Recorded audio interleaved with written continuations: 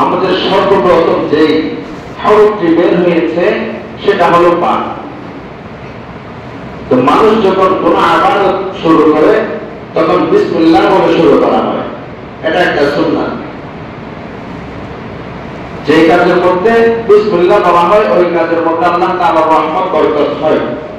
এবং বিসমিল্লাহ বলে মানুষকে এটাই বোঝাতে চেয়েছে, হে বনি আদম, লোক সকল, তোমরা রুহ জগতের মধ্যে সবাই বালা বলে আমার যে ওয়াদা করেছিলাম আমি তোমাদের রব, ওই কথা তোমরা স্মরণ করো। নামাজের শুরুতে বিসমিল্লাহ, কাবারের শুরুতে বিসমিল্লাহ, সর্ব কাজের শুরুতে বিসমিল্লাহ। এই বিসমিল্লাহ প্রথম শব্দ বা এবং পালার প্রথম শব্দ ছিল বা।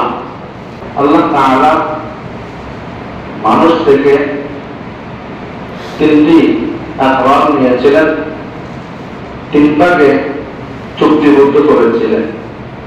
প্রথমত আমভাবে, সাধারণভাবে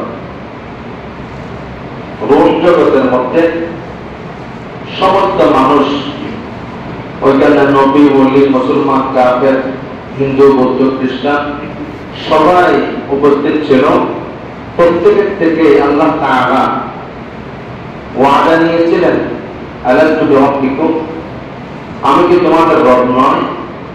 তখন আমরা সবাই এক বাক্য বলেছিলাম, ক্বালু বালা, হ্যাঁ, কেন নয়, আপনি তো আমাদের রব, আপনি ছাড়া আমাদের আর কোন রব নেই। আমাদের সর্বপ্রথম যে বাক্যটি জবান থেকে বের হয়েছে সেটা হলো বালা।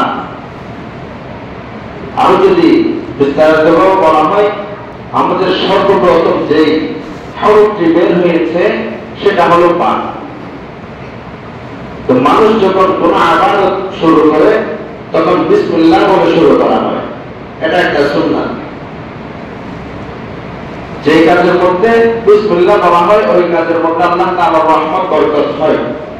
এবং বিসমিল্লাহ বলে মানুষকে এটাই বোঝাতে চেয়েছে, হে বনি আদম, লোক সকল, তোমরা রুহ জগতের মধ্যে সবাই বালা বলে আমার যে ওয়াদা করেছিলাম আমি তোমাদের রব, ওই কথা তোমরা স্মরণ করো।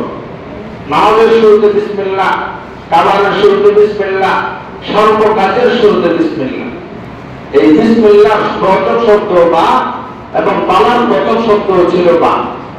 এই বা এটা বলে আমাদেরকে এটাই বোঝাতে চেয়েছে, তোমরা তো আমার সাথে ওয়াদা করেছিলে রুহ জগতের মধ্যে, তোমরা আজকে দুনিয়ার এই মোহের মধ্যে পড়ে, দুনিয়ার চাকচিক্যের মধ্যে পড়ে আজকে তোমরা আমাকে বলে গেছো, অথচ তোমরা আমি যখন বলেছিলাম আলাস্তু বিরাব্বিকুম তোমরা বলেছিলা বালা, তোমরা বলেছিলা বালা।